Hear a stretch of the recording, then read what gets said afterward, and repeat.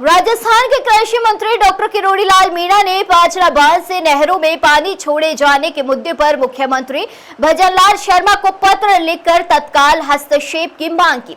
उन्होंने कहा है कि करौली जिले के पांचला बांध के कमांड एरिया में पानी छोड़ने को लेकर लंबे समय से विवाद बना हुआ है और सवाई माधोपुर के खंडीप गांव में हाईकोर्ट के आदेशों की पालना की मांग को लेकर धरना जारी है।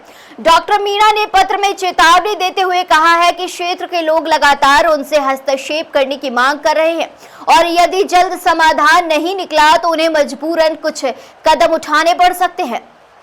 किरोड़ी मीणा ने मुख्यमंत्री से कैचमेंट एरिया और कमांड एरिया के लोगों के बीच संवाद स्थापित कर समस्या का समाधान निकालने तथा नहरों में तत्काल पानी छोड़े जाने की मांग की। उन्होंने कहा है कि पांचला बांध का निर्माण वर्ष 1977 से 2004 के बीच करीब 125 करोड़ रुपए की लागत से हुआ था, लेकिन वर्ष 2006 में कमांड एरिया के किसानों को सिंचाई के लिए पानी नहीं मिल रहा।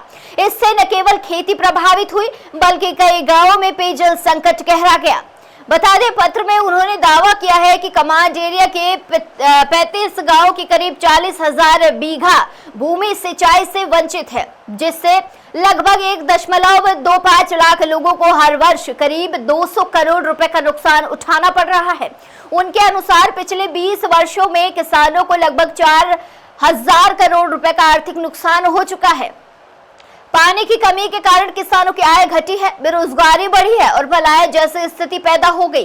किरोड़ी मीणा ने यह भी दावा किया है कि हाईकोर्ट 3 बार पांचला बांध से नहरों में पानी छोड़े जाने के आदेश दे चुका, लेकिन अब तक उनका पालन नहीं हुआ। उन्होंने बताया है कि 8 जुलाई 2022 को हाईकोर्ट ने स्पष्ट निर्देश दिए थे कि पांचला बांध के सिंचाई तंत्र के माध्यम से नहरों में पानी छोड़ा जाए और कानून व्यवस्था में बाधा डालने वालों के खिलाफ कार्रवाई की जाए। इसके बावजूद आदेश लागू नहीं होने पर ग्रामोत्थान संस्था पिलोदा ने अवमानना याचिका दायर की। बता दें, बाद में 23 अप्रैल 2026 को हाईकोर्ट ने फिर आदेश देते हुए तत्काल पानी छोड़े जाने को कहा और आदेश के अवहेलना पर विभाग के अधिकारियों को तलब करने की चेतावनी दी।